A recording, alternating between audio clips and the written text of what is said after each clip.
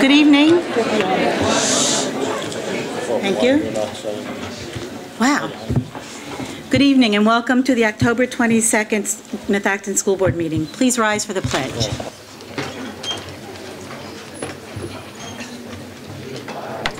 United States of America, and to the republic for which it stands, one nation, under God, indivisible, with liberty and justice for all.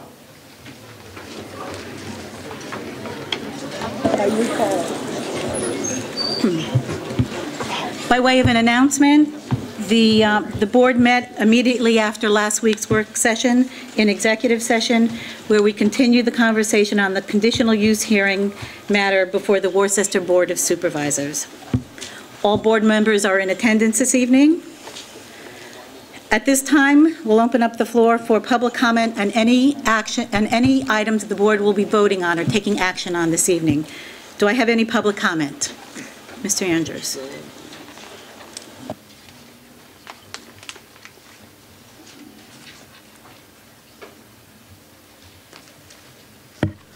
John Andrews, Lower Providence. I was expecting you to have the public comment after the M Awards, but that's fine. One item listed on the agenda is a ski trip to Utah. I think there used to be ski trips to places like the Poconos, and I believe that trip it's a 5 or 6 day trip, involves 2 school days and an unspecified number of substitutes. And I think that the cost of substitutes for a long ski trip like that in lieu of school days is not a good use of substitutes. And perhaps it's not a good use of the students' time. I'd rather that they went on a couple weekend trips to the Poconos rather than a long trip taking them away from school days. So I would object to approving approval of that ski club field trip to Utah. With regard to the issue of settling on a pay rate for Dr. Miller for testimony relative to the turf fields, I would say it's not an issue of the pay rate. It's an issue that I don't believe we need Dr. Miller. We have a new superintendent, and I think he's involved with the district day in and day out, whereas Dr. Miller would be on an on-call basis, and he wasn't up to speed until July. So I would say you have a superintendent, you don't need a Dr. Miller. The other thing is, on the list of bills, where I sometimes say to people I'm a retired rocket scientist, in the general fund account there's about $3,000 reserved for rocket parts. And while working with rockets is educational, I'm wondering whether you're trying to go not for the moon, but for Jupiter with that kind of money.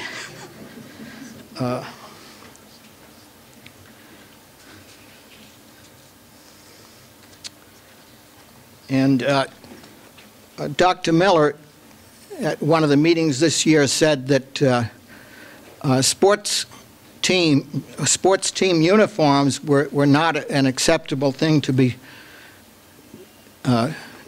for the funding to be drawn from the Capital Reserve Fund. Yet this month's list has $5,250 for football jerseys from the Capital Reserve Fund. I'm not objecting to the students wearing clothing, but I'm objecting to the financing source. Thank you. Thank you, Mr. Andrews. Any other comments? If not, we'll move on to the appointment of our new student board representatives and the administration of their oath of office.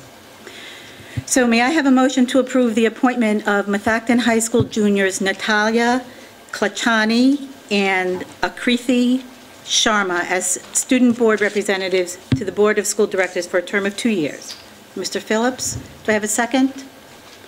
Mr. O'Neill, all in favor? Motion carries 8-0.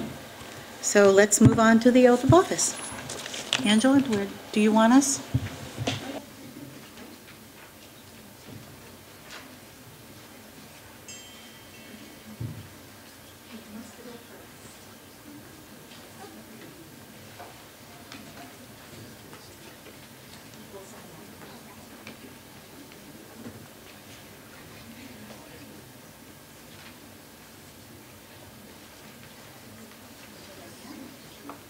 Natalia Bachani.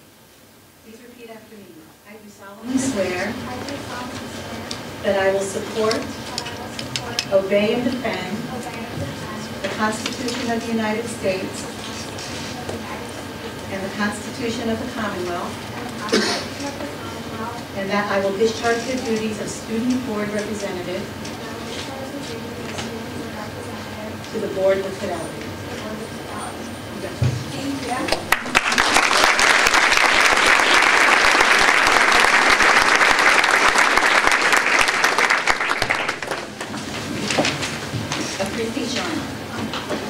I do solemnly swear that I will support, obey, and defend the Constitution of the United States and the Constitution of the Commonwealth,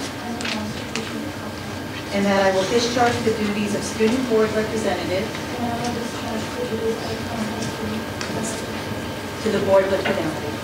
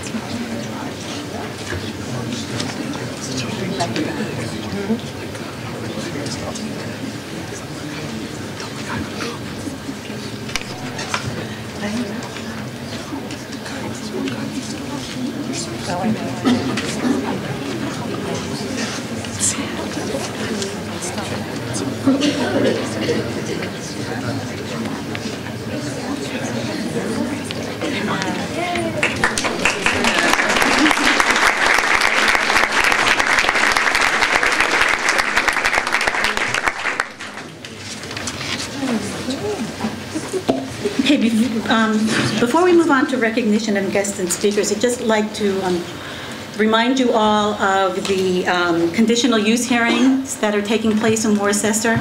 These are the hearings that are taking place so that we can proceed with our turf fields and the lights and everything that's included with that.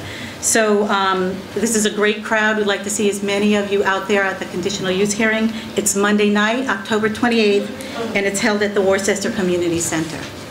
And now I'll turn it over to recognition of guests and scheduled speakers, Dr. Zerbe. Thank you. It gives me great pleasure to introduce high school principal Judy Landis to present the infamous M Awards for the Facton School District.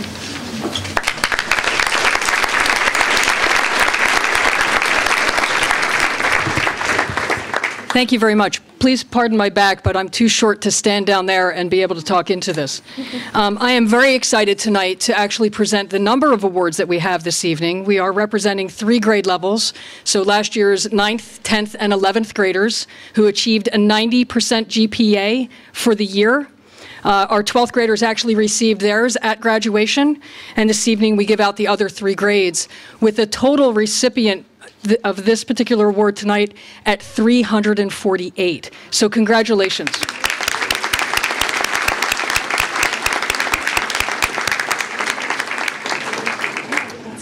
Later this evening, we're actually going to have a presentation on our new school report card performance profile, and I assure you that the higher number this year is not a result of us lowering our rigor, but rather our rigor going up. So it's really with tremendous pride that I give these awards out to you guys tonight. We're going to start with our 9th grade class, so our current 10th graders, and I'm going to do my very best to not, you guys make me nervous. There's a lot of you here tonight, so I unfortunately only got the list late in the day because of other meetings that I was in, so I promise I'll do my best. Be forgiving. So with our 9th graders, we start with Demil Adafarati, Madeline Aldifer, Kristen Alexander, Sarayu Anmangala, Melanie Bateman. Okay. Well, I wasn't. Go ahead. Yeah. That third eye I don't have yet.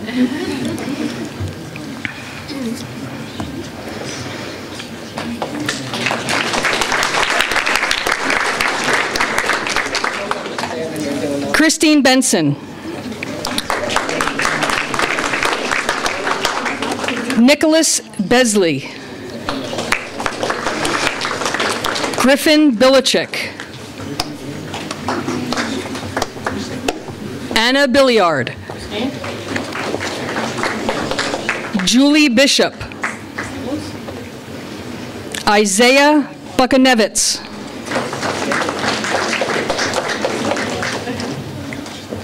Sarah Burry. Sarah Byrne.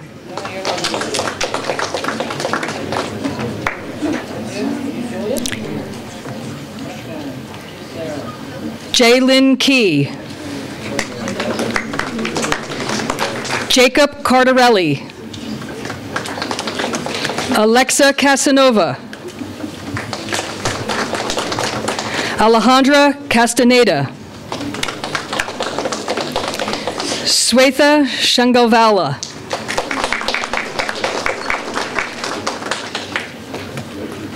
Emily Chung. Anthony Sinelli. Evan Cook.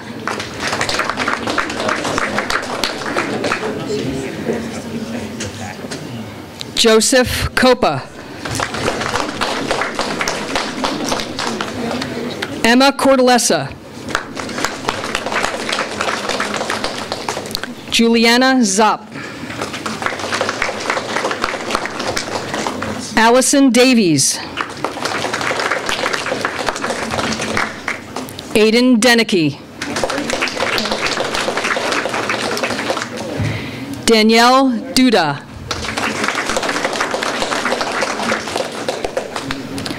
Lauren Earnshaw. Lauren Engelman. Kelly Fagan. Kendra Fang. Theodore Fleck. Just give me a wave, okay? Lisa George. Maria George. Siddharth Gadu. Vikrant Gokhale.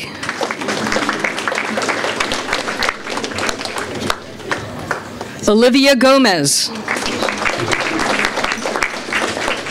Tyler Gray. Kelly Groth. Jessica Guo. Niharika Gupta. Jesse Harad.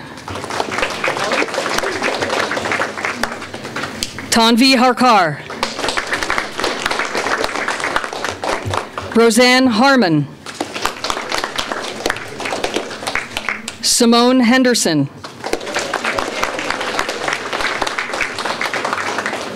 Elizabeth Herman.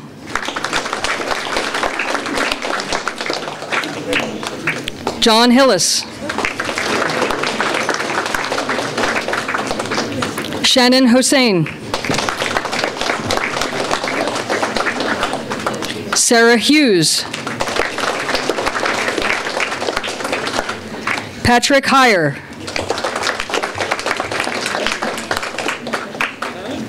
Elizabeth Juicer.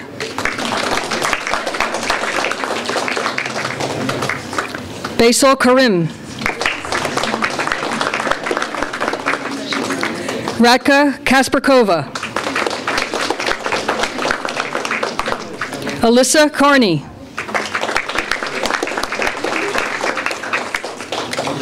Brendan Kelly. Nancy Katangian. Jeffrey Kirschenbaum.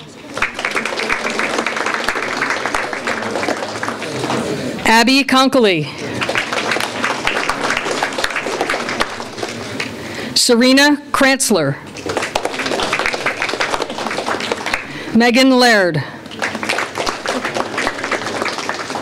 John Lausch. Sarah Liebold. Austin Lytham. Jeffrey Lee. Jerica Lee. Paulina Lowry.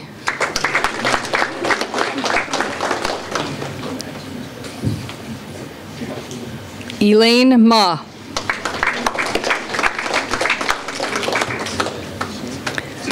Elizabeth McDougall. Kate Markle. Joshua Marone. Thomas Massiantoni. Devin McGinn. Claire Miller. Kim Wynn.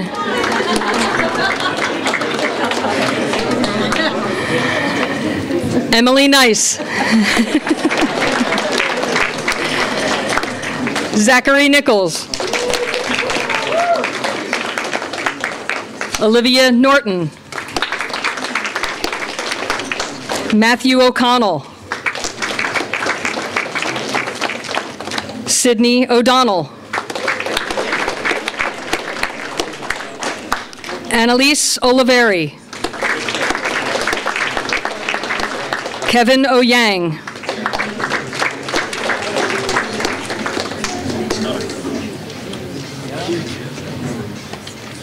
One moment, please.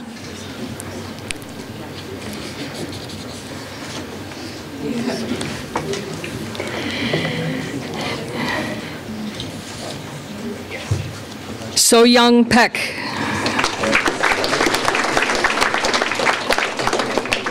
Benjamin Parambath. Sarah Park. Gayatri Pillay.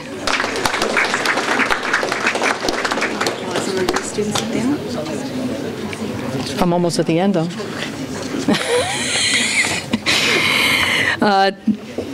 Gilbert Price.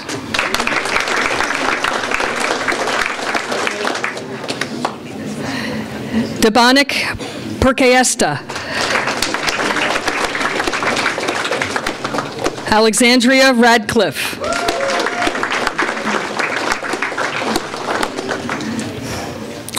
Lasya Rangavajala.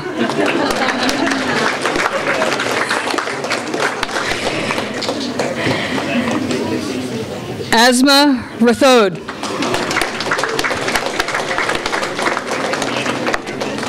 Zachary Rhodes. Nikki Rimlinger.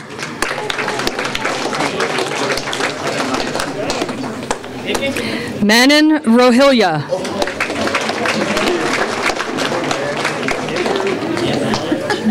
Gina Ronio.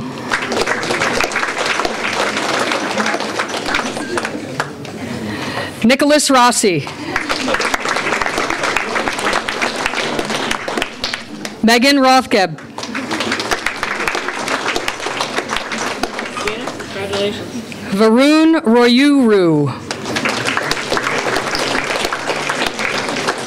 Luke Rutledge. Danielle Saeed. Laura Sally.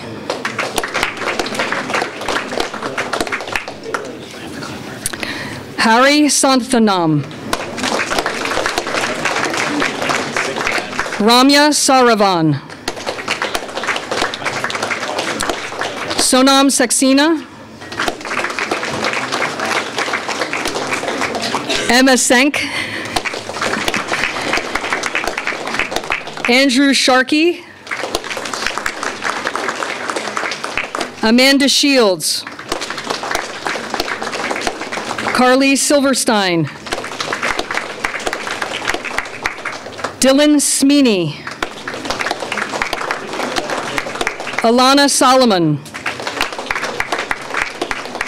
Sarah Sturchak. Connor Stevenson.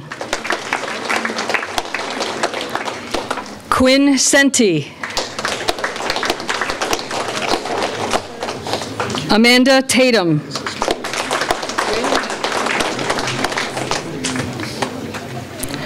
Tran to Tran. Emma Terry. Miss Somali Tum.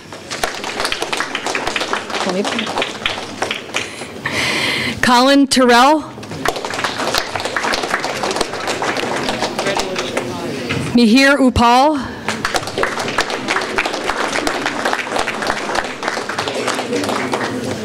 Charles Venezia. Matthew Wiedmeyer. Shailene Utuck. Kelly Chang. Helen Chow.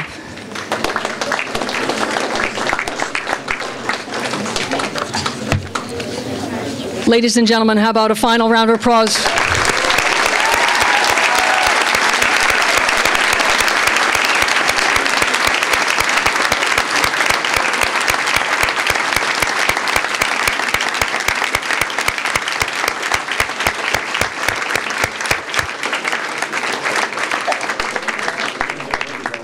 Keep up the good work. You make us very proud. Thank you.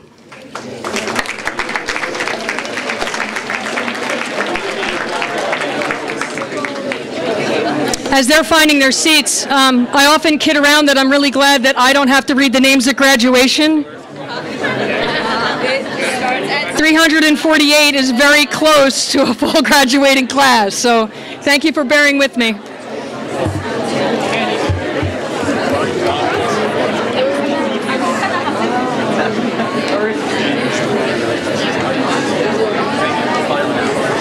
Great job. Good job. Congratulations. Congratulations. You should have seen this exactly. Yay. Good job. Congratulations. Good job. Thank you for coming out tonight. Thank you. Go home and study hard.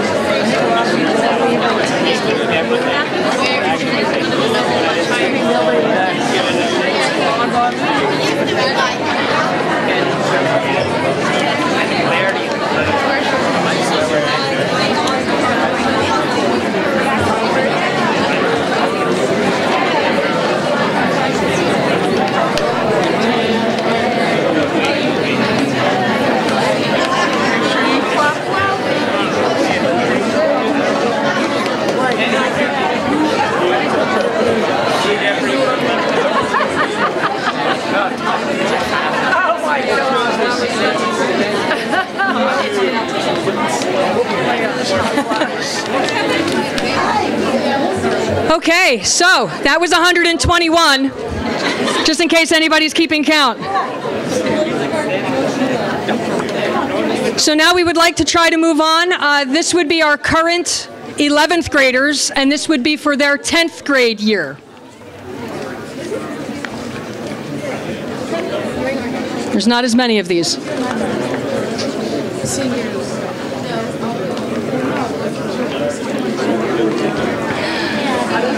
But the names are just as difficult.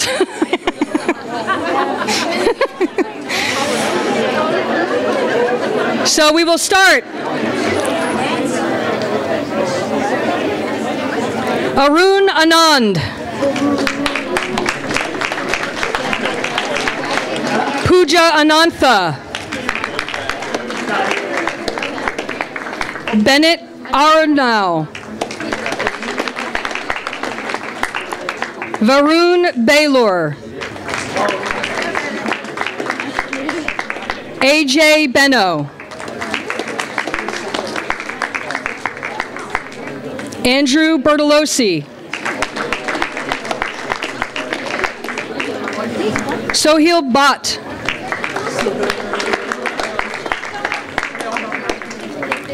Siddharth Bhuyan. Kevin Biju.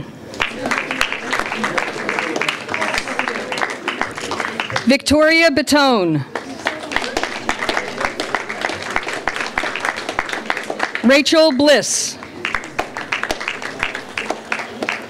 Pooja Baba. Zachary Bodek. Aisha Butala. Joshua Chen. Benjamin Casolino.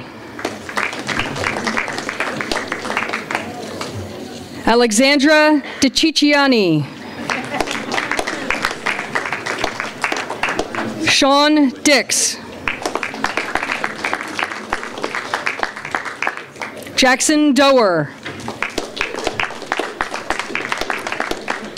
Michael Duong. Derek Ellis. Adam Friend.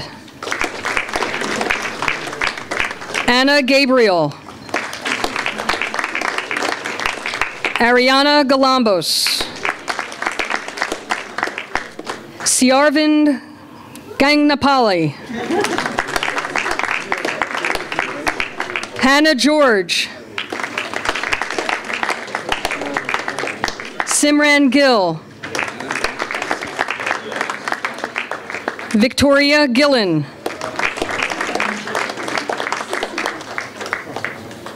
Sasila Gisladatri. Gisladatar. Sometimes the phonetics are harder than the name. Haramba Gopi.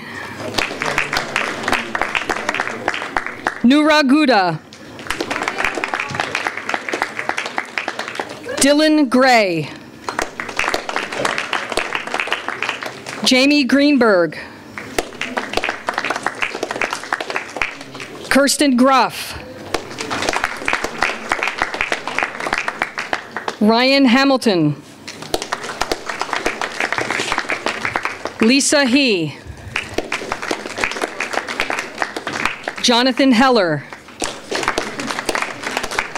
Morgan Herber. Jordan Higley. Ryan Howell. Jessica Hollub. Monica Huber. Mackenzie Jabor.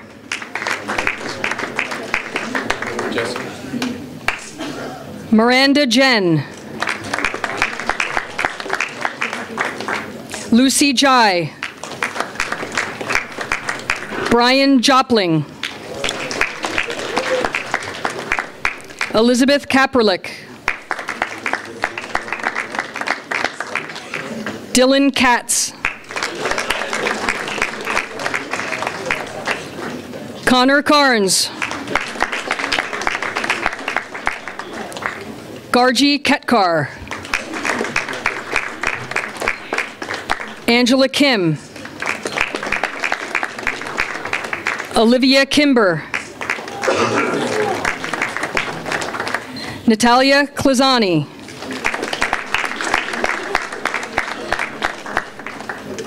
Jared Koenig.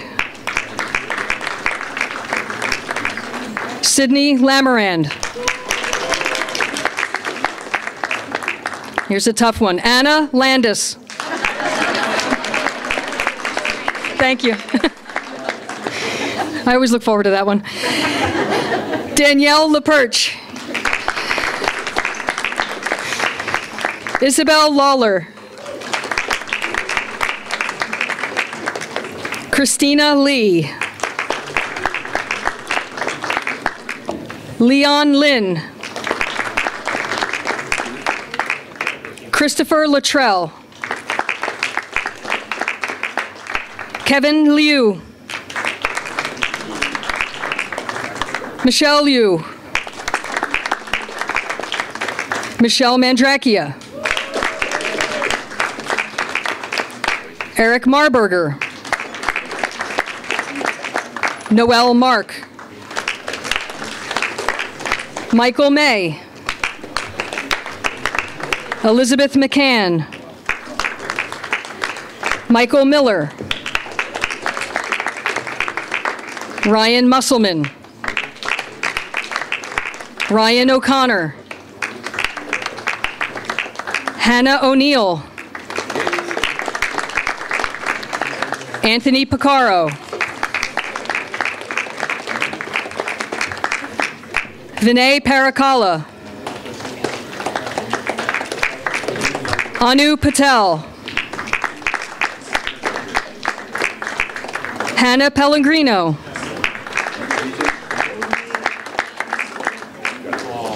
Arun Pidugu. Joshua Pisano. Colin Rafferty. Jason Ramsden. Faraha Rathod. Daniel Rilbiotto. Daniel Rize Garakani. Emily Ryder. Samantha Rothman. Nisha Saxena. Catherine Schreiber. Nicolette Shirator. Akriti Sharma. Grant Smeeney. Samantha Steele. Joanna Stefaniak. Emily Sun. Prachi Taneha. Trent Taylor. Regan Thomas. Ashley Tillman. Stephen Tipton. Heather Tatanich. Jennifer Tyson. Kristen Wang. Emily Wishart. Kevin Wishart. Rachel Wolfman. Derek Wong. Jenny Zhang. Rena Chang. Tian Cho. Monica Cheong. And Ava Zino.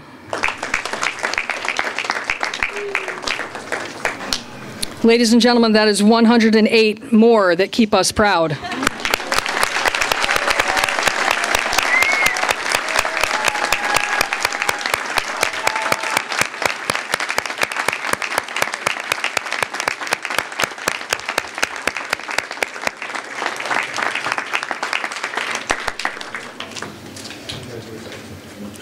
Thank you. Go study hard.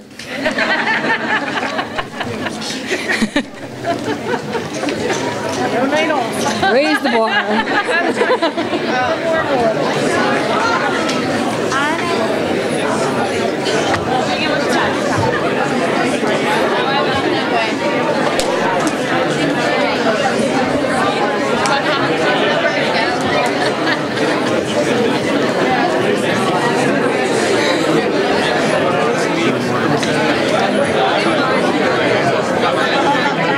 Congratulations, everybody. Good job.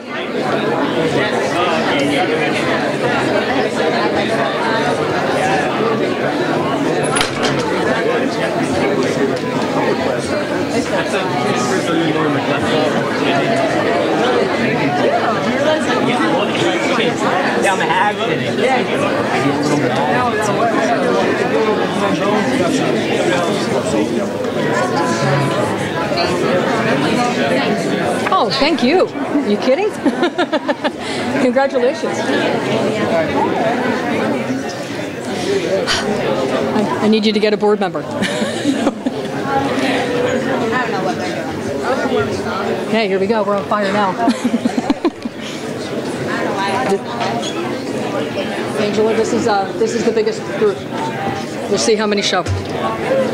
Okay, ladies and gentlemen, these are our current seniors, last year's 11th grade. This group makes us very, very proud. They just won Spirit Week last week with homecoming, and they have brought lots of school spirit. So the turnout tonight is any indication. School spirit is definitely on the rise. Let's start with Emily Abraham, Dylan Aldifer, Sarah Anderson, Christina Angelucci, Shruti Arora. Many of these names will be at home studying. Jonathan Bai, Justin Bayman, Catherine Barlow, Alexander Barone,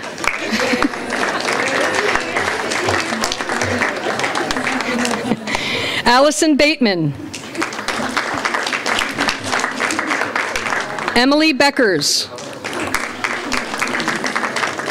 Callie Bender, David Besley. I'm going to go ahead and speed up a little bit if that's okay with everyone. Okay. Mayur Bandri, Anish Batnagar, Sabrina Briggs, Anthony Buono, Sean Callahan, Jason Carr, Jenna Carroll, Jordan Casanova, Haley Chassie, Tiffany Chen, Maxwell Chesin. I'm telling you, they're studiers. Peter Chu, John Chung, Matthew Carletta, Britton Conway, Cameron Cook, Brett DeGemis, Emily DeMarco,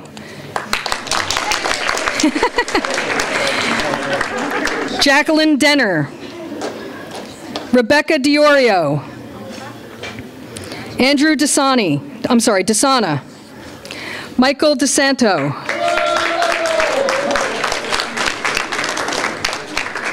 Brooke Dobbs,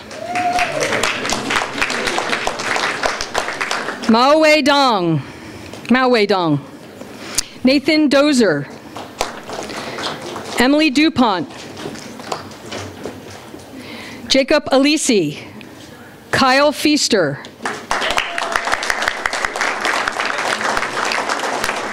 Nicholas Fraseni, Michelle Fu, Sarah Furtek, Eileen G, Anna George, Samyutha Gupta, Emily Harris, Emily Hartung, Alexa Hoover,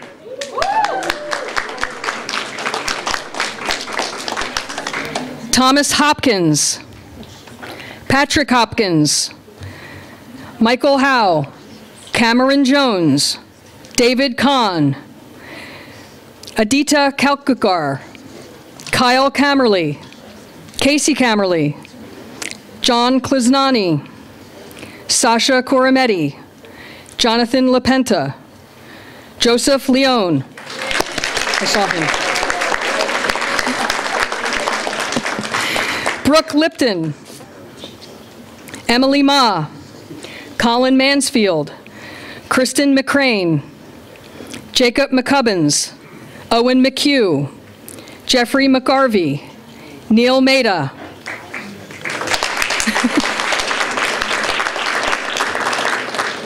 Sarah Malacrinos, Amanda Morris, Kristen Munoz Robeo, Luke Mascara, Zoe Musselman, Hunter Mysick, Aniruddha Natakarni, Benjamin Niter, Jennifer Nestor,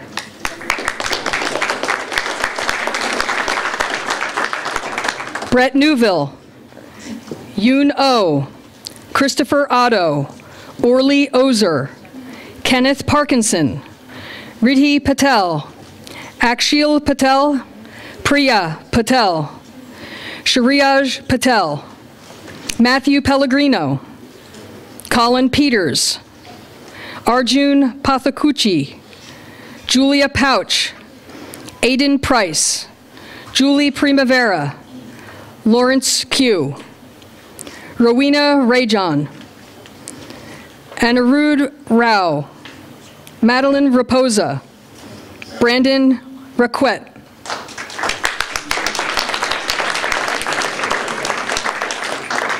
Richard Ruby, Joseph Rule, Kelsey Rush, Anastasios Sapalidis, Monica Sauer, James Sayer, Brittany Schrader,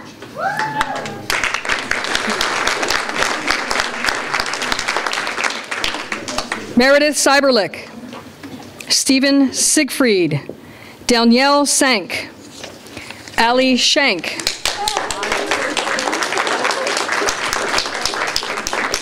Neil Shankar, Christina Schulman, Lauren Simeone, Kristen Sprayberry,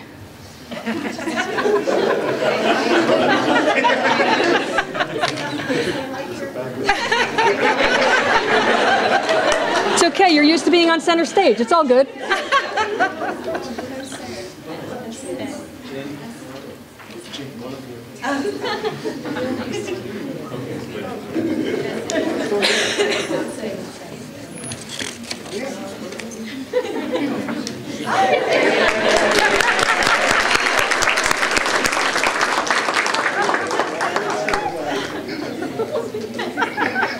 I have no idea where I left off.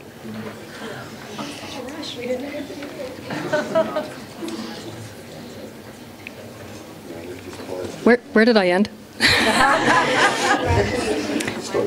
What was the last?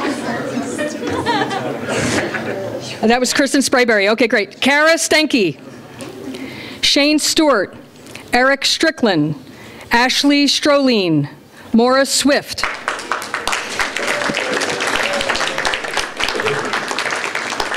Rebecca Sykes, Christian Talbot, Antonio Tantores, Emily Tenza, Olivia Toth, Catherine Trimble, Kaylee Tahachek, Kristen Unangst, Joseph Urbano, Francesca Venenzia, Jason Verna, Ann Werkheiser, Michaela Woolston, Paulina Wozniak,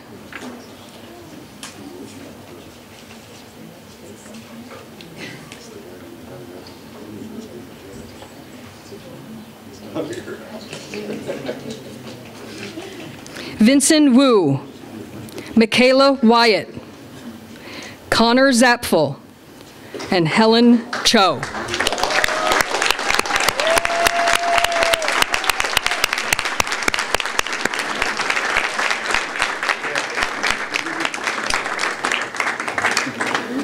Congratulations, ladies and gentlemen. Thank you for representing the rest of that group. That group fleshed out at 135. You did a phenomenal job. Great job. Keep it up.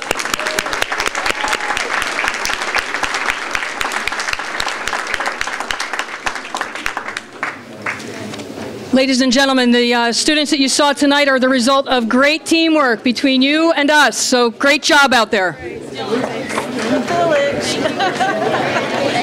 Oh, thank you. Congratulations. Nice job. That was good. That was fun. Yeah. Is that your daughter? No, no. Oh, No, she's a familiar last name. okay. I thought it was your daughter. She does like to tell people that when they not sure what they are. Thank you very much. Thank you. Nice job. I mean, if you want to go out tomorrow night, I'm okay for tomorrow night. Ready as I've never been. Good job. Oh, thanks. Oh, excuse me, sorry. Good. Thank you very much. Congratulations. Thank you for coming. I would have stood next to you. I don't know that. My guidance counselor. Yeah, but they're not here now. No. Where are they when you need them? Where are you sitting? Here or there? Oh, I'm not going to sit that close to your butt. Oh, see you later. Congratulations. That's okay. I'll move up. I just don't want to stay. Oh, the mouse. Now bring that over here.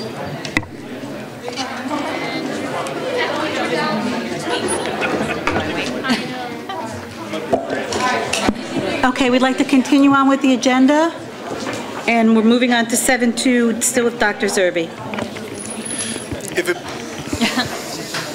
If it pleases the board, on the agenda, we had 7.1, the presentation of the M Awards. We have 3 other presentations, 7.2, school performance profile, the home and school presentation from Methacton High School, and we want to move item number 21 up from the end to item 7.4 in order to allow the board to see the mobile app presentation delivered by Angela Lynch, so that we don't need to move back and forth between the seats. So with no further ado, I'd like to introduce Peggy Bonder with a presentation on the school performance profile. Did they all come this way? Yeah, we need to move. Okay.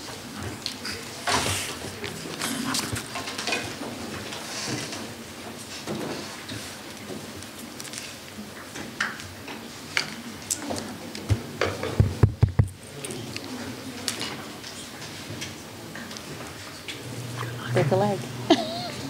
Thank you. Hi, George. Big night, huh? Wow. Big night. Thank you.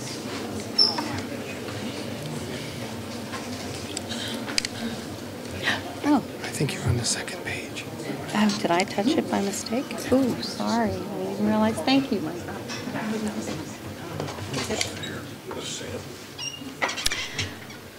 Well, good evening, ladies and gentlemen. And I can't be prouder to present this evening after 348, was that right, Principal Landis?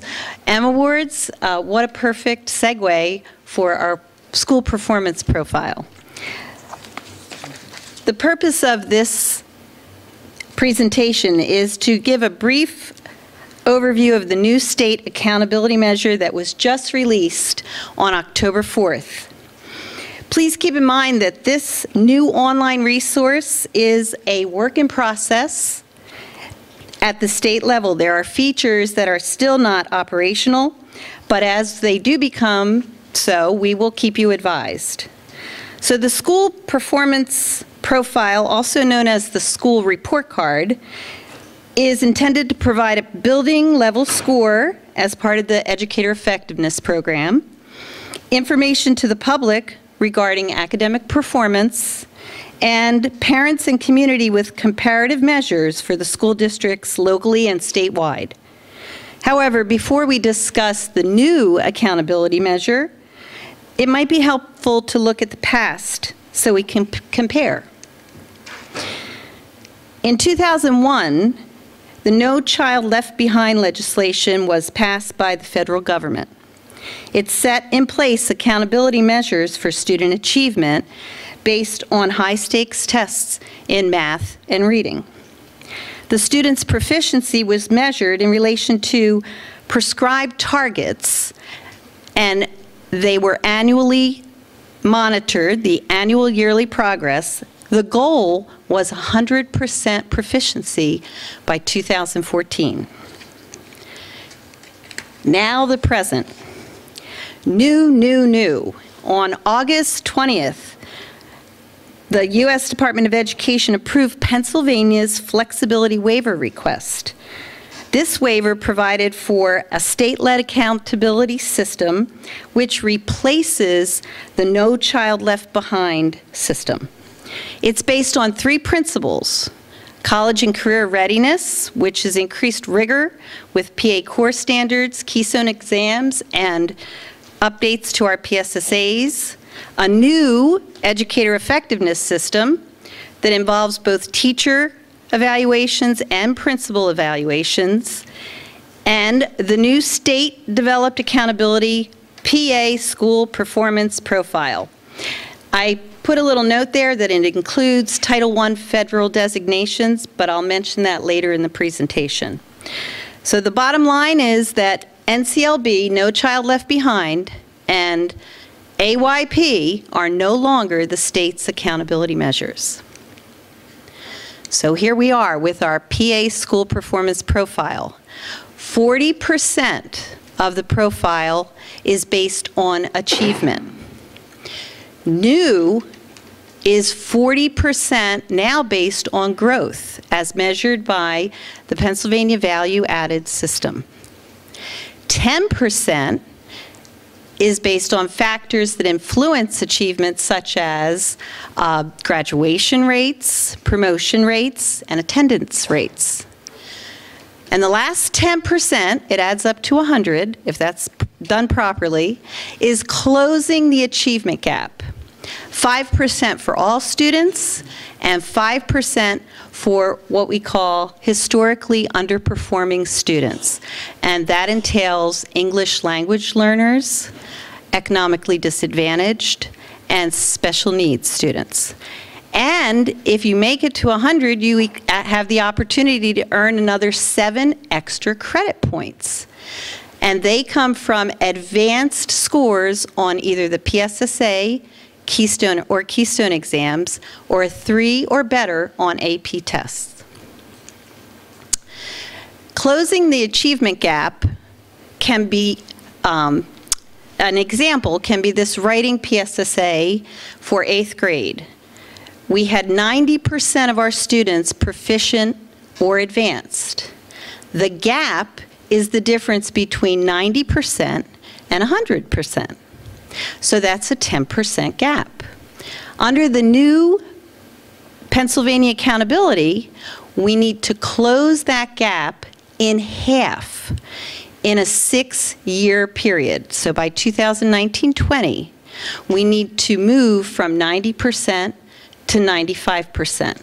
That would be a little bit less than about 1% per year. Now, our lovely Angela Lynch took all of this information and put it at your fingertips on our website. And I have to find this little red guy here. See this little Pennsylvania performance profile.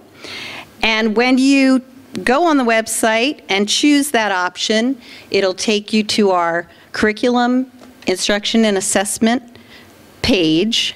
and then link you directly to the Pennsylvania State Performance Profile. So, a little drum roll, please. Thank you. All right. And here are the Methacton School District scores. Quite impressive. As you can see, we are above the state's target. The state's target is 70%. 20% of the schools in the state scored 90% or higher. So these are quite impressive results. Methacton, you'll see a Title I designation. That's that federal designation that I mentioned earlier. That's based on 3 schools in our district, the Audubon Elementary, Eagleville Elementary, and Woodland. And they receive a Title I designation because they get federal grant money due to the percentage of low-income families in those schools. So this part, I'll switch to this next slide. The Title I designation that you see here, 5% of the schools, the top 5 in achievement, are called reward achievement. The top 5 who grow the most are called reward progress. The lowest 5 are priority schools, and within that, the lowest 10 are focus. And as you see, 75% of the schools in Pennsylvania have no designation. So if you look back, that's why you'll see that both Eagleville and Woodland have no designation, and all the other schools in our district are not applicable because they are not Title I schools. And so, what comes for the future? Well, for the future of Methacton, I'd like to think of it as 4 C's. The first, we celebrate the hard work of our students, teachers, support staff, principals, administrators, parents, the community, and the school board, all of whom play a vital role in the Methacton education program. We communicate now effectively this new accountability system and set clear expectations to help drive our future instructional decisions. We collaborate and review student data to build upon our strengths and focus on our needs. And finally, we create a comprehensive district plan that will address all the needs of our students and involve all the stakeholders in the Methacton School District. So now this is an exciting time as we embark on the future for Methacton. Thank you. Any questions? Sorry. Yes. I might miss it, so I apologize. Certainly. The elementary schools that were rated. I'll go back. Yeah. So, These? Yes. So Audubon. Yes. Reward high achievement. So that's a designation, or is it? Yes, that means that Audubon Elementary School's scores were in the top 5% in achievement in the state. Right. So is that they just get that reward being recognized by that? Is there any type? Well, that's a very good question, because they asked me the same thing. They said, what does reward mean? Actually, at this moment, they said that reward is recognition at certain conferences around the state, but pending funding, there could be some grant. But it's, yeah, that's what you were looking for, I know. But it's pending funding, okay? So we'll never see that. Let's keep our fingers crossed. Okay, any other questions? Yes. I don't know if this is an easy one. Go ahead. But for those parents who have children in the technical career center, In the vote, that's the same. they are part of the calculation. Yes, they do put the VOTEC school in part of the calculation. Yes. So the testing systems are the same. You know what? Mrs. Woodring, I actually misspoke because, no, I don't believe that is, but maybe Mrs. Landis can answer to that. Back to us. So they do the same test that we do. And actually with Keystone, they actually say, here, do the testing. Whereas when they did the PSSAs, they actually took the PSSA tests there, but they were attributed to us. So they are our students and are in these calculations. Right? Okay. Thank you, Mrs. Landis. Ms. Landis. Yes. Okay, anything else? Thank you. Oh, yes. Our total intermediate has Yes. a good score, but yet no. Because, no reward, you mean? Because they're not a Title I school. See, the only three that qualify for federal funding are Audubon, Eagleville, and Woodland. But you're darn right, they certainly did have a great score. Okay, anyone else? Thank you very much. Thank you.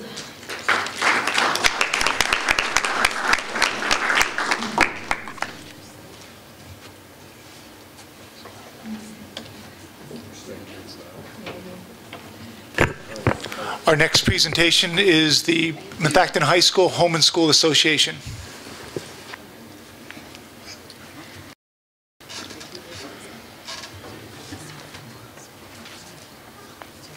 Thank you. Forward. It'll be up in a minute. Okay. Hello, everybody. I'm Meg Kinane. I'm one of the co-presidents to the High School Home and School Association.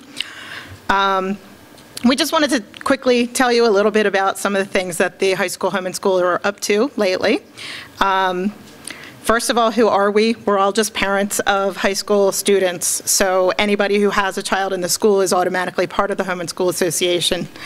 And this year, we have co-presidents, myself and Carla. Carla couldn't make it this evening. Our vice president, Sue Gabriel, who's up in the audience. Oh, she's right there. Sorry, Sue, I didn't see you. She's right there. And co-secretaries, Michelle McCubbins and Laura Winslow, they also could not be here.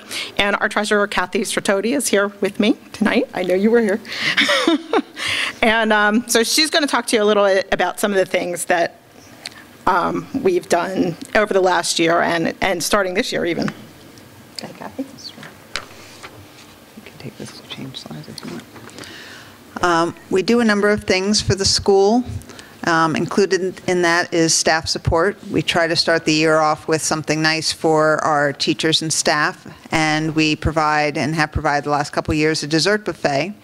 The kind of fun thing about that to note is that it's all volunteers who send in their donations, and they're all even recruited over the summer, so that we have it all ready to go right from the get-go. People are happy to help. We then go to our super luncheon in November, which is coming up in another 2 weeks or so. We have a staff appreciation luncheon in February, and both of those things are paid for by Home and School. Also included in that are volunteer contributions as well. We fund mini grants. The mini grant program, teachers have specific things or administration or staff that they want, and they apply to the Home and School. We do this 2 times a year, once in the fall and once in the spring. And they're as, varied as calculators or self-defense classes. We examine each request and try to accommodate as many as possible based on our funding. The second aspect of what we do involves school support, and we do fund a number of school activities.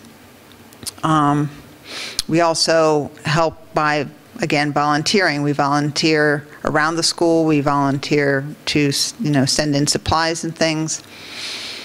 We also provide support for the Winning Warriors program, which is a program that happens every month. The outstanding students are chosen, and we provide them movie tickets and cookies and other incentives for that. We help with communication between school and parents. We take the daily announcements and turn them into e-alerts that get sent out via subscription to anyone that has signed up for those. And we also maintain our Home and School website where you can find all information about our meetings and so forth.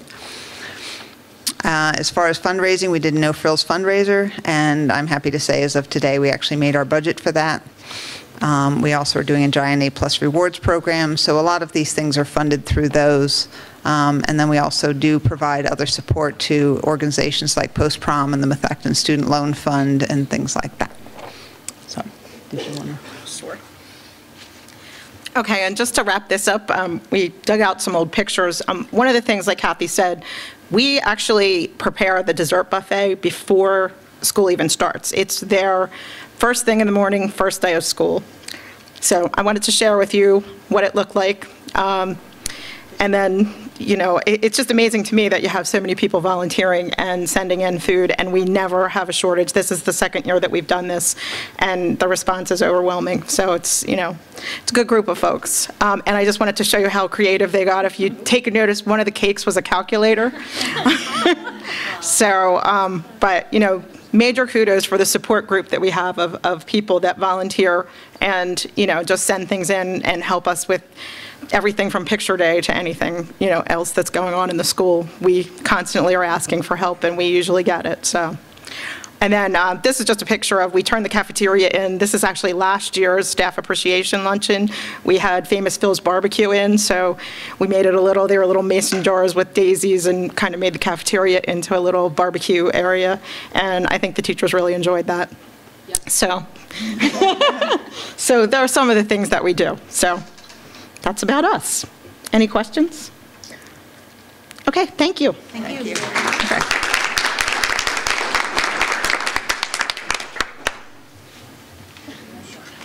And the last presentation for this evening, Angela Lynch will present the Methacton mobile app.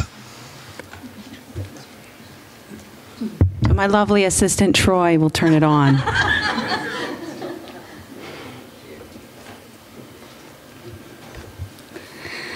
Okay. So I know Mr. Sosnovic shared some important information about the background of the app's development and inception during the evening's technology committee meeting, for those of you who were here. But we thought I'd take just a few minutes to actually show you the app live during the regular meeting. So I'm going to launch it right here so you can take a look. So basically what we're looking at here is something that was developed for us by School Messenger as part of our current contract with them. So there's no additional cost for the app, although there may be in future budgets. It drills down directly to our website, so I'll start with the news. So anything that's on the middle of the home page that we consider to be the sort of featured news items in the middle of the home page would be available here, so parents can keep up to date on the news. Any events on the calendar, if you just click on events, and then you can drill down further if there's more information about location, and it'll take you directly to the website. I'm kind of trying to talk and look at the same time. The most popular hands-down menu item on their website are the school menus. So I know parents will be excited to be able to access them directly from the app, and it launches right into the Aramark menus there, right on the phone. So that's just, I mean, a couple of the options here. There's a phone directory that accesses directly so that people can hit the hot numbers and, you know, hot on your phone and call people directly from the cell phone while you're in the car. Athletics drills to the athletic website. We have our Twitter feed here, the YouTube page where the school board videos are featured. Eventually, there will even, right now, we have school pages that allow you to access maps of the schools and contact information as well as a calendar, but eventually we anticipate even more school-centered information. So in other words, you would have the district app with district-level information, and then eventually we anticipate on the school pages, school news and, you know, things that are specific to that elementary, middle, or high school. So the overall goal of this is to obviously provide our families with access to information in a mobile-friendly format so that they can get what they need to get on the go. Whether it's a quick peek at the school lunch menu or something more serious, School Messenger drills directly to the app. So when we place an alert, families will receive an alert directly on their phones through the app. So as we work hard to put the communications out there for families, wherever possible, we want to allow families greater flexibility in choosing how to use the information and when. And the app is available now for free for Android and iPhones in the Google Play and iTunes Store. And this week we'll be sharing this exciting information on our website and, of course, through School Messenger and eAlert so that families can avail themselves of this new service. Any questions about that? Thank you very much. Thank you. Yep.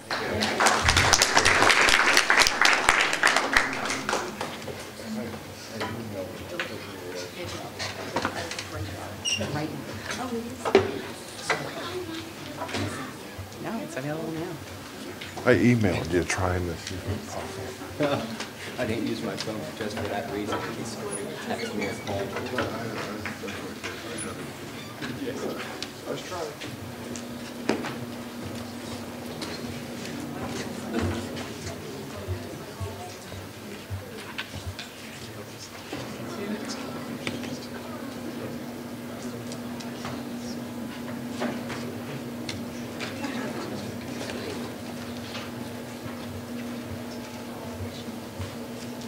Okay, thank you, everybody, for your presentations.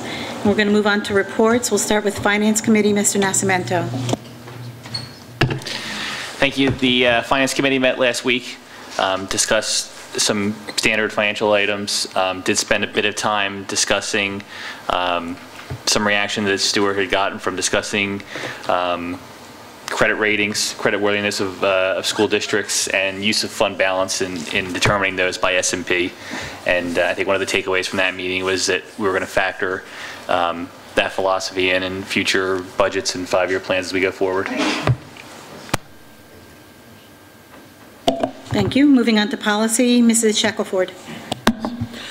The Policy Committee met on Tuesday, October 15th. We reviewed 5 policies. Policies 4.01, the student board membership. We have deferred that pending Dr. Zerbe's review and comment.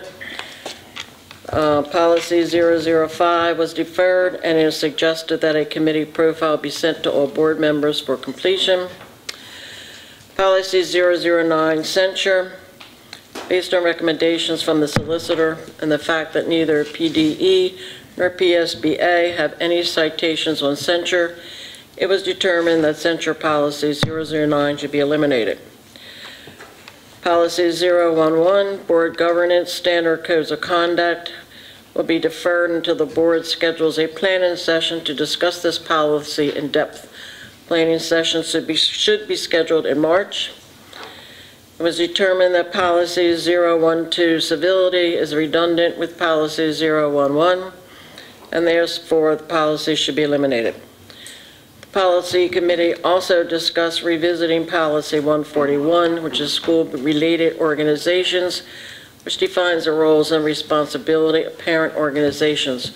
This policy was scheduled for review in March, but had to be canceled.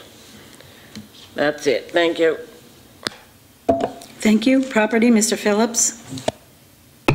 Just in our public service announcement about the October 28th Board of Supervisors meeting for our lights. So please let people know that they need to attend so we have a good showing. I appreciate it. Thank you. On to North Monco Technical Career Center, Mr. Nascimento and Mrs. Woodring. I'm sorry. Technology, Mr. Roth. Thank you. We had, before this meeting, we had a technology committee meeting. And just a couple highlights. One of the things is the student logins been progressing at a rapid pace. I think all but about 200 students in the high school have logged in, have created and enrolled into this, into the virtual locker, which will be used for file storage and emails and things like that. The district built its own web portal, and saving, instead of spending money on buying one, they built a web portal for this enrollment process, which also acts as a double check for data validation of the student's information, which I thought was really good idea. And they're going to create an X drive, which will allow students to submit work to the teachers electronically, projects, things like that, and also for teachers to have documents in shared folders that students can access, whether it be project descriptions or things like that. Update on the planetarium install is going on now, apparently. The installers will be here Friday to start. But Troy reported that it would be a 5 to 8 day term to do that, and then training will occur after that. Then, of course, he talked about briefly the iPhone and Android app for the district. And that's it. Thanks. Thank you. Now on to North Monco.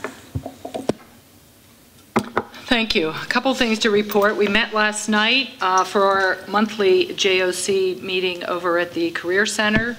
One local item that is related is that the 8th grade familiarization from our Arcola staff with the North Montco Technical Career Center will be conducted tomorrow at 11 in the morning.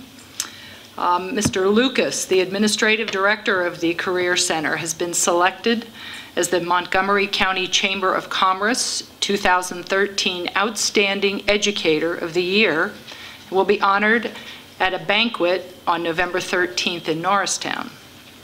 The students participated in the Indian Valley Chamber of Commerce 17th Annual Restaurant Festival, where over 150 people enjoyed food prepared by the students. Probably the most exciting thing we did last night was approve what is known as GAP. That is the German-American Partnership Program. This is a food service exchange program, and the Career Center is the only Pennsylvania technical school to have such a program.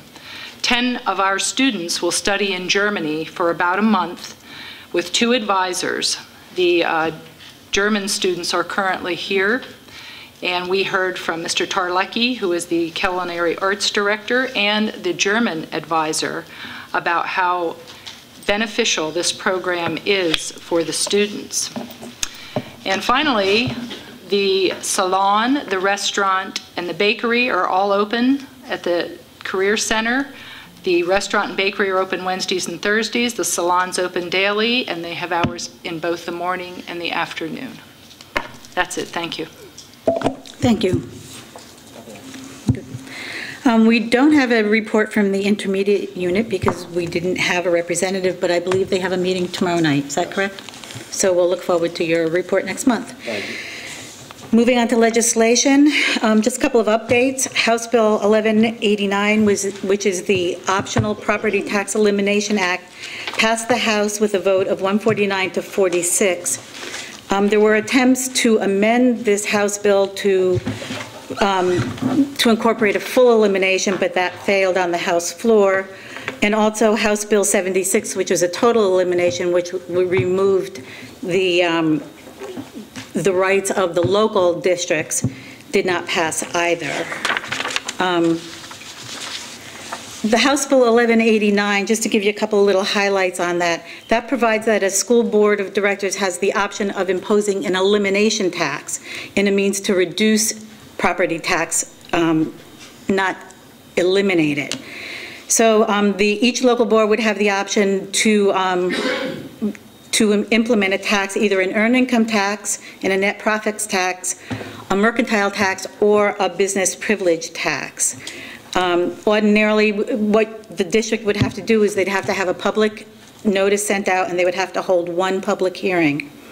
But what it would allow, the House Bill 1189 would allow for us to increase the EIT without a referendum, which we cannot do at this time. All revenues generated from this elimination tax would have to be used dollar for dollar to reduce the property tax.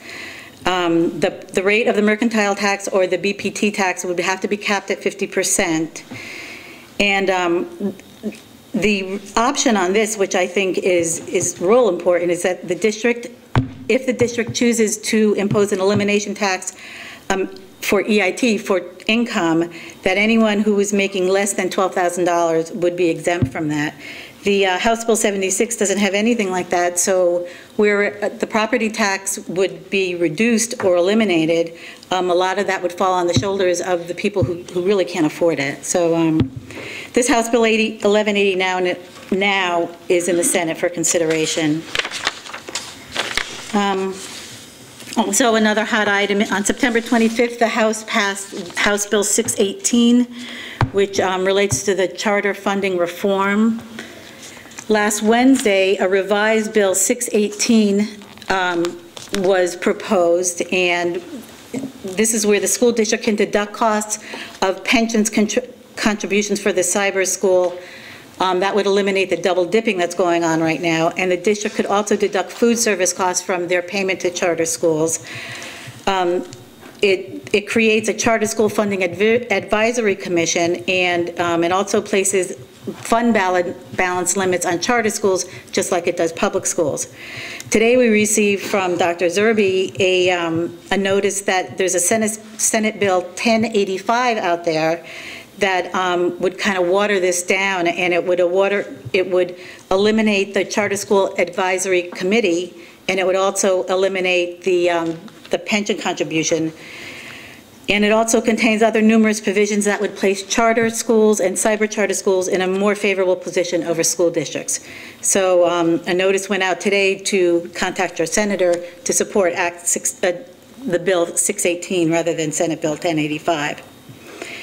And lastly, the pension reform bill has kind of fallen by the wayside. So Glenn Grell now has outlined a new proposed pension reform legislation, and he's looking for some co-sponsors, but that's really not going anywhere either. So it's an update on legislation. Moving on to community liaison, Mrs. Barone and Mr. Roth.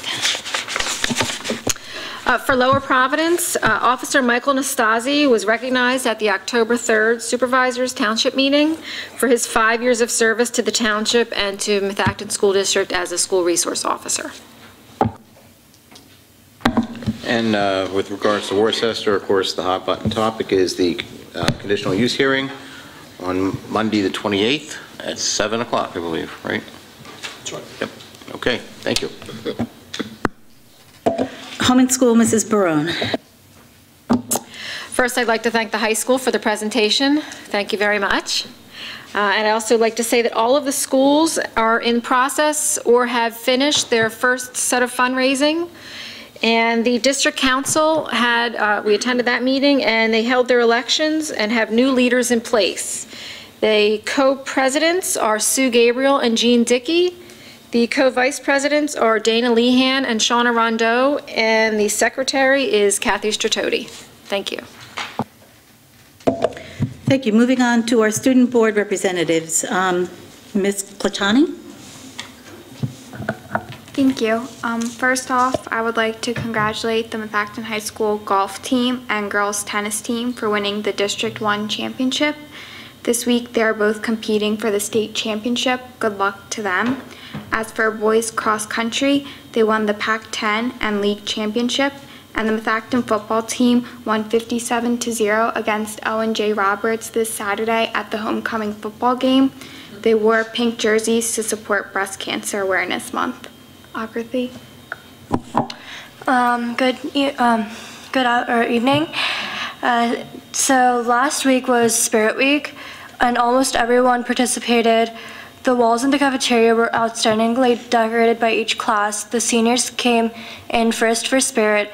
The freshmen came in second for Spirit. We had our first pep rally in 2 years, so everyone was really excited.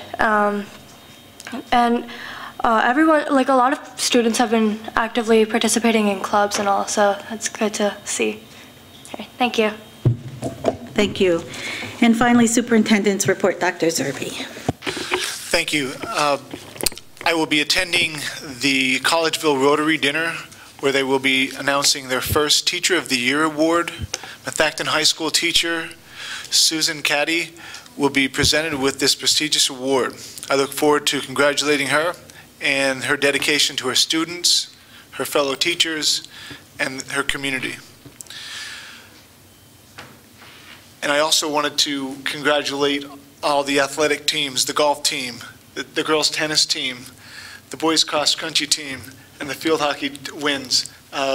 Excellent, great news, especially during our Spirit Week. So I concur with our student representatives. Congratulations to all those teams. Thank you. Moving on to board meeting minutes. Do I have a motion to approve the board meeting minutes from the work session meeting held on September 17th and the regular board meeting held on September 24th? Do I have a motion? Mr. Roth, second. Mrs. Woodring, any comments? All in favor? 8-0, motion carries. Thank you. Let's move on to fiscal items. Mr. Whiteleather. Thank you. 3 items on for this evening. Item 10.1 is our monthly list of bills on for your approval. Item 10.2, Treasurer's Report, again, is on for your approval. And the last item that I have is a Beacon agreement renewal. This is for the Employee Assistance Program that we provide to our employees. The rate as specified reflects no increase from 2012-13, and as well as on for your approval this evening. Thank you. Thank you. Do I have a motion under fiscal items to approve items 10.1 through 10.3? Mr. Nascimento, do I have a second? Mr. Roth? Any questions or comments? Mr. O'Neill. If I could ask Stuart to comment on the earlier comment about the expense for the jerseys and coming out of the capital fund. Yes. The comment made earlier in the evening regarding the jerseys coming out of the Capital Reserve Fund. What took place and what is being done is the completion of the order, which was set in various stages, is being finalized with the purchase coming out of the Capital Reserve. However, the reimbursement to basically negate the cost coming out of Capital Reserve will be done from the general fund. Rather than us piecemealing things as the purchases occurred, we decided to wait until we finalized the entire purchase and then reimbursed the Capital Reserve Fund with general fund dollars. It just made more sense to do that as one transaction versus doing as piecemeal as we completed the orders. So as to address that specific question, that is the resolution we're proposing for that. Thank you. Very good. Any other questions or comments? All in favor? Motion carries 8-0. Thank you. And on to personnel items, Mr. Harney. We have one administrative resignation for your approval this evening. We're asking you to accept the resignation due to retirement for Dr. Todd Fay. We have 2 resignations classified. We have 1 employment classified. We have 7 change of status classified for your approval this evening. 1 uncompensated leave classified. We have 2 supplemental contracts for your approval. We're also asking you to approve 1 addition to our list of community educators. Also asking you to add these 4 names to our list of classified substitutes and approve the list of attached volunteers. Very good. Do I have a motion to approve under personnel items, item 11.1 through 11.15? Mr. O'Neill, do I have a second? Is that Mr. Nascimento? Is your hand up? Okay. Any questions or comments? All in favor? 8-0, motions carry. Thank you. Dr. Zerbe, for programs. Under gifts and donations, I'm recommending that the board accept gifts of $500 each from the High School Girls Track and Field, the High School Music Boosters Club, and the High School Football Boosters Club for the purchase of a refrigerator for the high school stadium snack bar.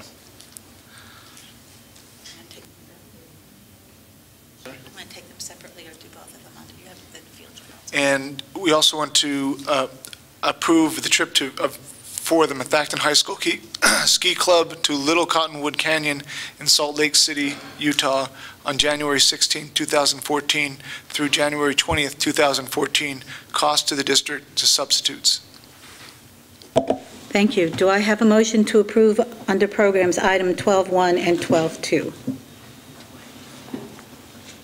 Mr. Roth, do I have a second? Yeah. Mrs. Woodring, any questions or comments? Mrs. Woodring. Yeah, I guess I was just wondering, with the gifts from the 3 different clubs, will that then be enough to purchase that refrigerator? Yes, actually, the reimbursements that we receive will cover the complete cost of the refrigerator purchase. The purchase was made, and then the reimbursements will cover that cost. So there's no out-of-pocket for the school district. It's all covered through donations. So there is a new refrigerator? Yes, there is. Yes. Yeah, I know last month we approved a donation from the foundation, from the Education Foundation as well. So. Correct. Were there any others? The donation from the foundation, as well as these 3 other organizations, covered the full cost of the purchase. Great, thank you. Any other questions or comments? Kathleen? Yes, I wanted to ask this of Frank. Do I need to abstain if my son will be attending that ski trip? Big skier. I just, I don't want to be politically correct. It probably would be a good idea if you did, if there was any benefit to him, if there would be. Okay, then unfortunately, I either need to abstain or ask if we do it separately. We should take that separately then. Okay, so then I'm going to need all new motions. Do I have a motion to approve item 12.1 to accept the gifts and donations? Mr. Nascimento, a second. Mr. Roth, all in favor? Motion carries 8-0. And do I have a motion for the field trip on item 12.2 under programs? Do I have a motion, Mr. Roth? Second. Mr. Nascimento? All in favor? All opposed? And one abstention. All right, thank you. Motion still carries. Thank you. Moving on to policy, Dr. Zerbe. Item 13.1, the second reading, approve the policy 006.1, broadcasting board minutes as attached. Policy deletions, approve the deletion of policy 009, censure, and approve the deletion of policy 012, civility. Okay, I'm going to take these separately. So do I have a motion to approve board policy 006.1, broadcast board meetings? Do I have a motion? Mr. Roth, do I have a second? Mr. Phillips? Any questions or comments? All in favor? Motion carries 8-0. Okay, do I have a motion to, on 13.2, policy deletions, to delete policy 012 and 009? Mr. Shackelford, do I have a second? Mr. O'Neill? Any questions or comments?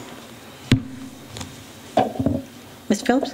I'd just like to ask Frank to explain, we went through this before as far as the work session, as far as whether there's a need or not to have a need for these policies, and if they're redundant, if that's the best way to look at them.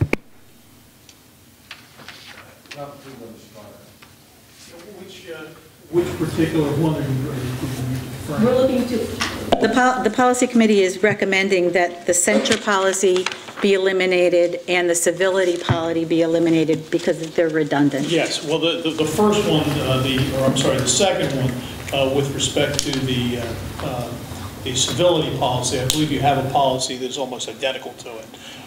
So for that reason, there was the question was, do you need two? And of course, obviously you don't. The other one with respect to the censure policy is there's nothing under the school code that provides for any disciplinary members. Generally, when one is elected to a public office, the ultimate censor is the voters turning them out of office if they feel that they haven't behaved properly with respect to certain issues. So for that reason, and the fact that there was apparently an attempt at one point before many of us were here to use the censure policy, and it really didn't happen, it kind of failed under its own weight. It was of limited benefit to the board, actually probably more detriment than benefit in terms of the message that it would send. So my recommendation was to eliminate it. Well, that's not exactly true. I was on the board during the second censure, and actually I was the chairman of the censure committee. And had the censure policy not been in place, I wouldn't have known what to do.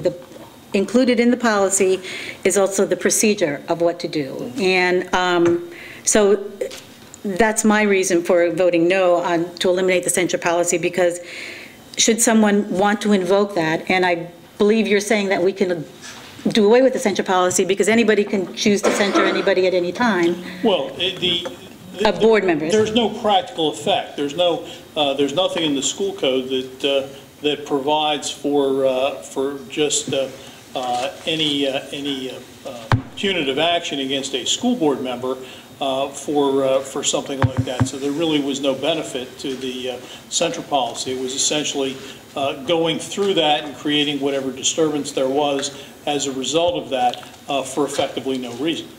And that's why we recommended it. Okay. Well, that's the reason that I'll be voting no. But in response to your comment,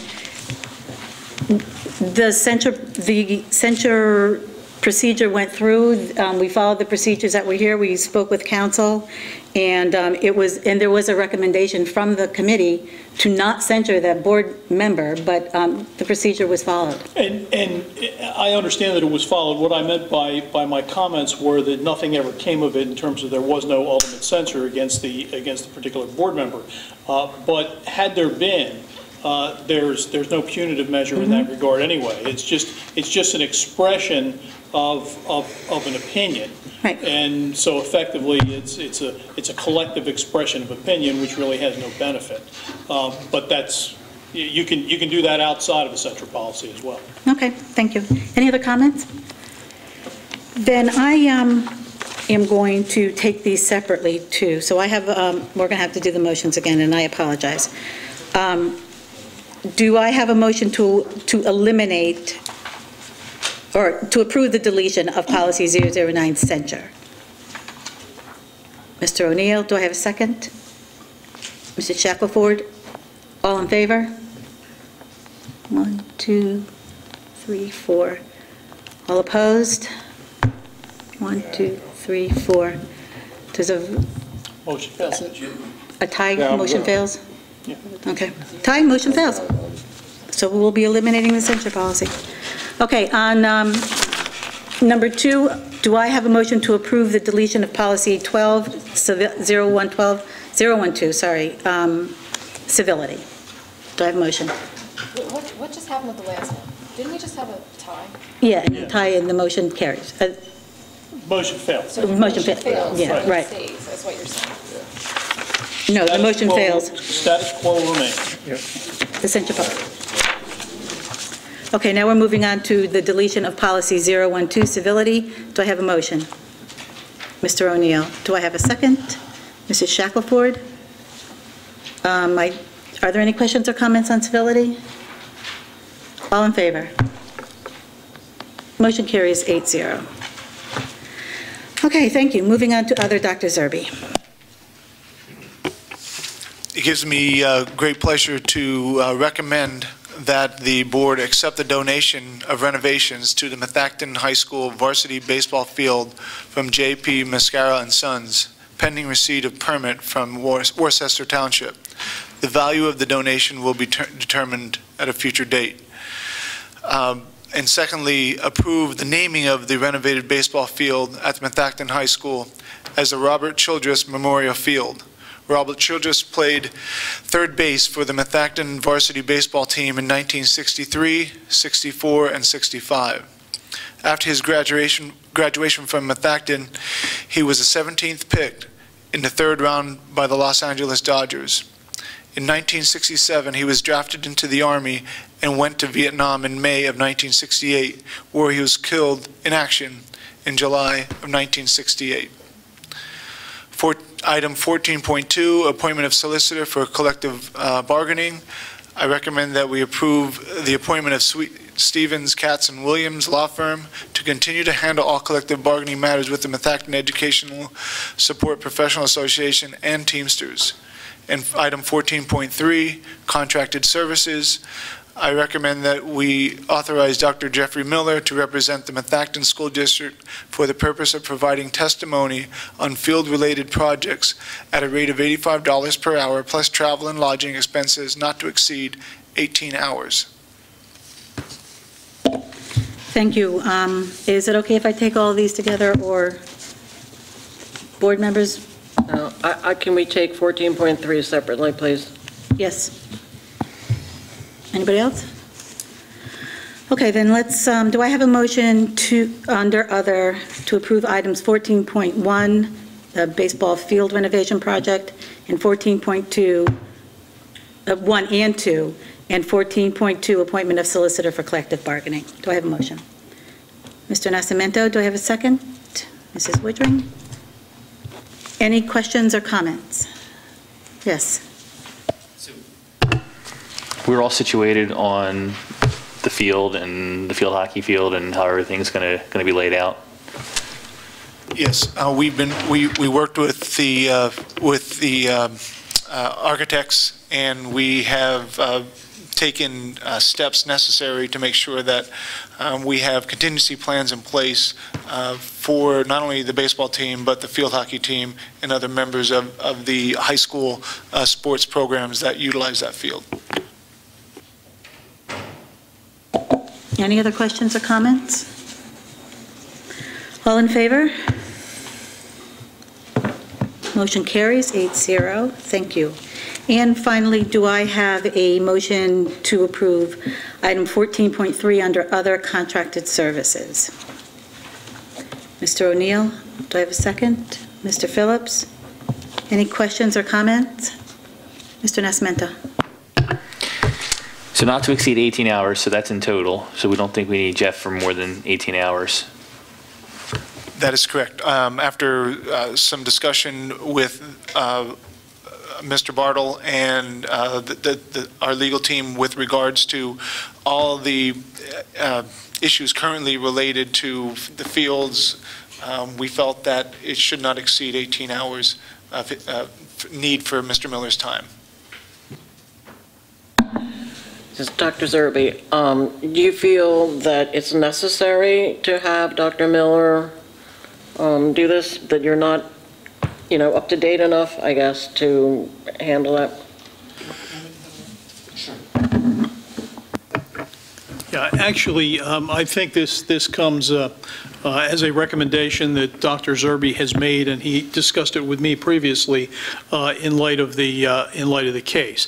It may very well be the case that we don't need to use Dr. Miller at all. This is merely an authorization to do that. Dr. Miller has been the witness who testified, and he made certain statements, obviously under oath. The other side was given the right to cross-examine. If some of those matters may come into question as we move forward, we don't anticipate that necessarily, but there is another party to the litigation. Actually, there's about 18 parties to the litigation. So if we were asked to produce Dr. Miller in the future, or there were going to be some questions in that regard, he may have to be here on one or two occasions, and I think that's the basis for the recommendation. Hopefully he won't. We, at this point in time, do not anticipate bringing him back for our case, but it's a matter of litigation, and we'll see how it goes. Thank you. Any other questions or comments? If we need to consult with them as far as just regular methactin business, is that a whole separate thing? Have we talked about that portion? I mean, this is basically what you're saying. This is for field-related items, but if we have any other items, how's that being handled? My understanding is he's graciously giving of his time in those regards. Well, it was certainly as part of this, of our transition, we had spent significant time together, and certainly, we have dialogued since his departure just to catch up on some of the items that, I wasn't privy to as part of our several-day transition. So, with that said, if it becomes an issue where we need some additional assistance, then it's my duty to bring that to the attention of the board, and we can then decide how we should proceed.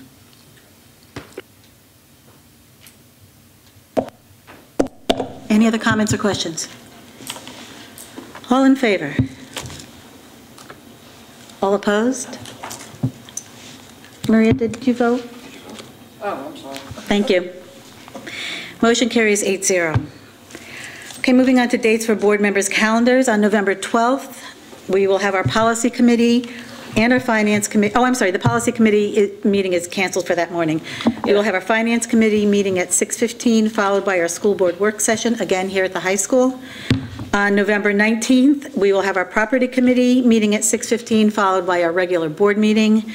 And on December 3rd, we will have a finance committee At 6:15, followed by our reorganization meeting, followed by our work session, followed by our regular school board meeting, all here at the high school at 7 o'clock. I have a question or comment. The policy committee meeting is canceled. I guess I was wondering why, and why I wasn't notified ahead of time rather than having to see it on the agenda. I didn't cancel it, but it's my understanding, I was at your last policy committee meeting, that you said you weren't going to be able to attend. Yeah, but Mrs. Woodring was going to attend in my absence. But she's there already, so it was going to be a meeting of one? Yeah, of her and Dr. Zerby. The point is that it would have been nice if I was advised of the cancellation prior to seeing it on the agenda. Thank you. Any old business?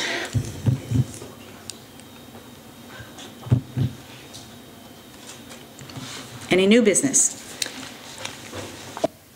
Thank you. Yeah, I have just a few things.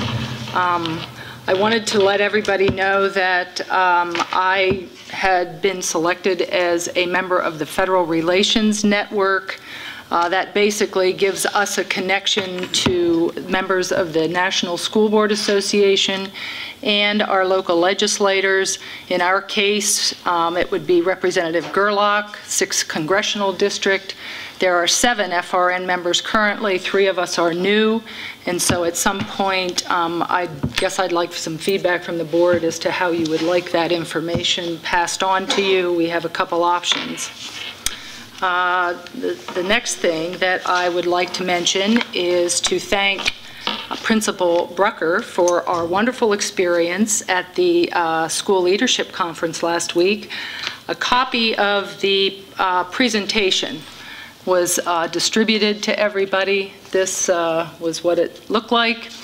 It was Mrs. Barone and I accompanied Mrs. Brucker, and we had a great opportunity to interact with other board members and other school officials around the state. And I have said in the past, and I continue to say, that when you begin to compare notes and contrast what other school districts have to work with and what we have to work with, it just further validates how fortunate we are and how we need to be very grateful for our local resources. We talked to one gentleman who was a superintendent out in western Pennsylvania, just west of Pittsburgh, Aliquippa, and he sat in our session, and he mentioned, as we were showing our demographics, that 80% of our local, or our revenue comes locally. His statistic was 25%. And that across the district, 8.7% of our students are on free and reduced meals, and his percent was 80. So it really gives you a moment of clarity to understand what benefits we have here. And finally, I just wanted to commend anybody and everybody at the high school who was involved in homecoming. That was fun. It was great. It was a good day. The band was sharp. Everybody looked wonderful. It was a decisive win. Most points, I think, in like 20 years. So nice job. Well done. Thank you. Kim, thanks for stepping up and volunteering for that Federal Legislative Committee. And you know, they're still looking for volunteers. You do not have to be a board member. If you want any information on it, you can contact me. I can give it to you. You certainly can contact Kim. She knows more about it than I do. But yeah, the more we contact our legislators, the more we're heard. So thank you for that, for stepping up to do that. Moving on to courtesy of the floor. Mr. Andrews, I was getting a little disappointed there. I didn't think you were going to raise your hand. Pregnant pause.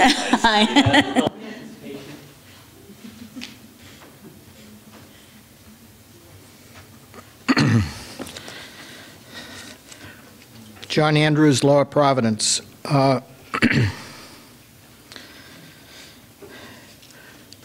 In terms of the economy in the area, I'd like to note to the board, if you don't already know, that one of the local pharmaceuticals, Merck, company-wide, they announced a week or two ago 8,500 new layoffs.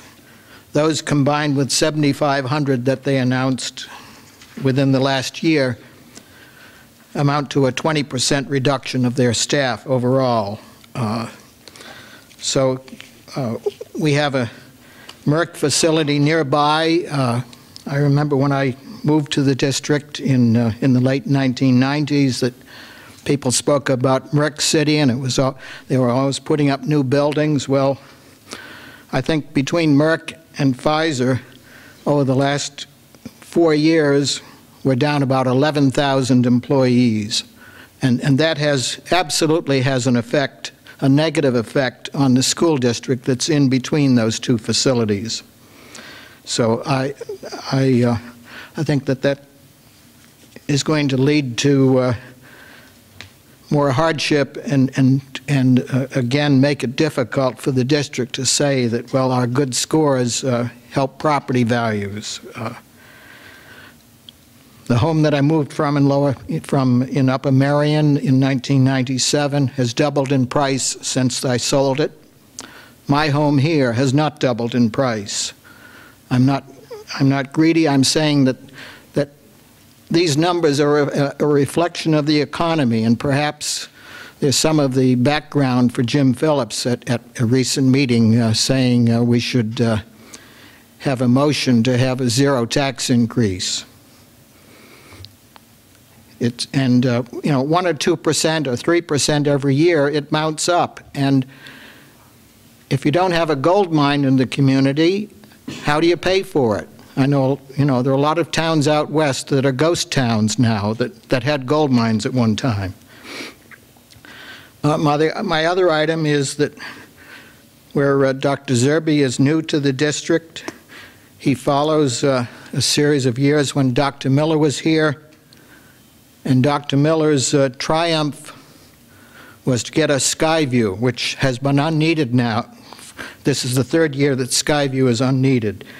He was followed by a brief period by Dr. Stevenson, and then a period by another superintendent, Dr. Quinn. And I think during that last period, the district had a series of difficulties. So I think Dr. Zerbe has inherited a series of things that I would recommend, leading to him evaluating a lot of the issues, and at some early date, perhaps the middle of December, whether at a meeting or by a report issue, I would hope that he might issue a state of the district in terms of what he sees as the issues, the goals, a plan of implementation, and hopefully he can have community involvement in restoring Methacton to greatness. Thank you. Thank you. Any other comments this evening? Mrs. Alba.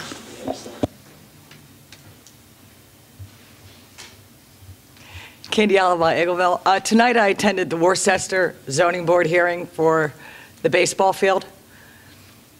And not to be disrespectful, but I would have enjoyed it more if I had a brick and hit myself in the head with it. Mascaras did a very wonderful job presenting their plans. The hearing was basically for a sign. I think there was less than 15 people in the room. My son and I were the only Lower Providence residents. They allowed me to testify. There seems to be a lot of dispute with a number of the residents about the size of the sign and where it's going to be placed. Mascaras right now said it's looking towards $170,000. They don't seem to be kicking about this.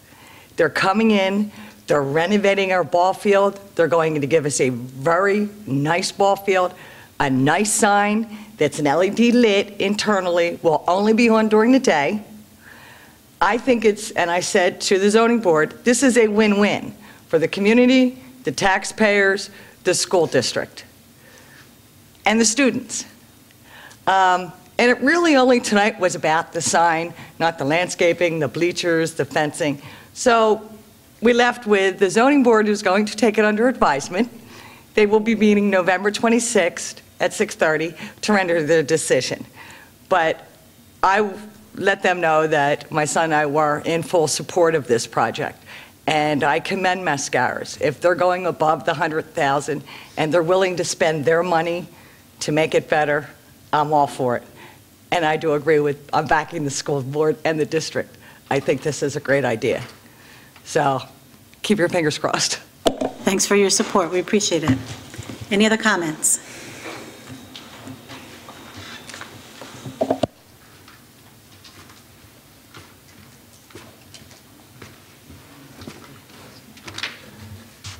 Good evening, Grant Schombacher, Worcester.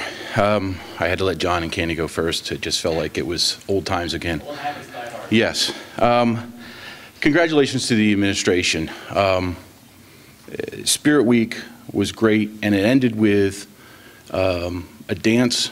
Well, I wish the dance would be moved next year to Saturday night, but it ended with a dance of 1,100 kids out of the 1,800 we have here. And I believe that there were no incidents, and it was a very nice week there. So, second, community members are starting to comment on a possible DWI, DUI received by a board member.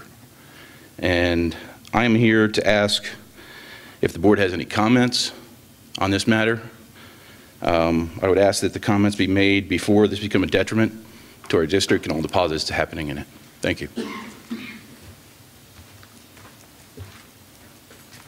I'll comment on that. I don't know what's being said, and I don't know what you've heard, but I made a full explanation to the board in executive session last week, and I've had my attorney write to our superintendent and make an explanation. I was never arrested for DUI. Well, it's been an internet crime against me. My information was stolen and manipulated and misused. You can believe me and my attorney, or you can believe the internet, because we all know everything you see on the internet is true.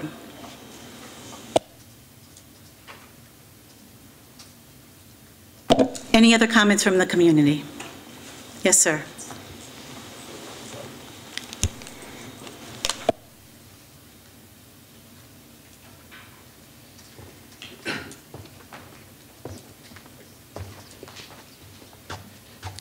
Bob Andorn, Worcester.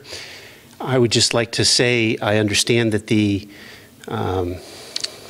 policy on censure did not carry. However, it suggests that the board is trying to or was considering doing something to try to limit comment in terms of how the board perceives anything that would not be done appropriately by a board member. I do believe that censure can be an effective method. I disagree with the solicitor in terms of that and whether there is no punitive responsibility with that, but I do believe that if a board member would be censured, the public would then have the ability to understand what that was specifically about. Disappointed that given the state of the way our federal officials, our state officials, and even our local officials speak to one another, that the civility policy, even if it is duplicative, that you would remove that from a policy that you have. I think it's important to represent to all of our student members and the rest of the community that we all can learn how to speak to one another. So I would have kept that in as a policy. Thank you for your comment, but actually the censure policy will remain in. It was a tie, and yes, that's what I meant, that I understand that it didn't pass because the motion was to remove it. Right. So I am understanding that. I'm just expressing my opinion that the fact that even somebody would propose to remove it. I understand. Thank you. Any other comments this evening? Mrs. Lynch, do you have an additional report, or? Okay, very good. With that being said, do I have a motion to adjourn? Mr. O'Neill, and a second? Mr. Roth, all in favor? We're adjourned. Thank you. Good evening.